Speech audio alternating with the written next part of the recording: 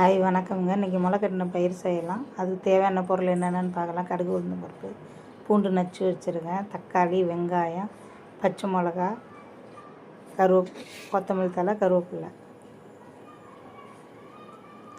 Cooker அடுப்பில் வச்சுக்கலாங்க. எண்ணெய் ஊற்றிக்கலாம்.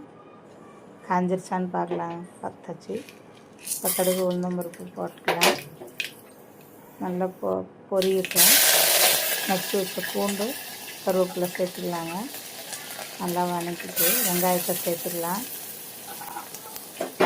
வெங்காயம் நல்லா வணங்குற வரைக்கும் நல்லா வதக்கிக்கலாம்.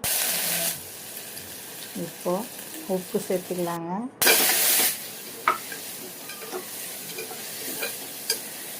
உப்பு போட்டு நல்லா வதங்கினதுக்கப்புறமா தக்காளியை சேர்த்துக்கலாம்.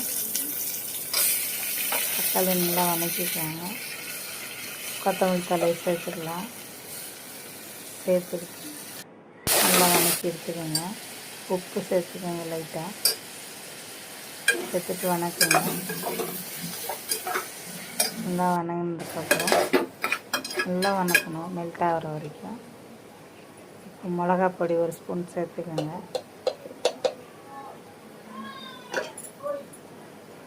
மஞ்சத்தூள் சேர்த்து நல்லா வதக்கிக்கோங்க.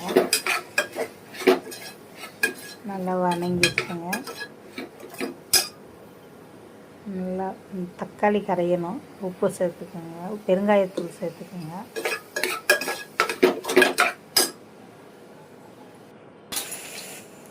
இப்போ முளைக்கட்டின பயிர் மிக்ஸாக முளைக்கட்டி வச்சுருக்கேங்க. அது சேர்த்துக்கலாம். காக்கில் சேர்த்து நல்லா வதக்கிக்கலாம்.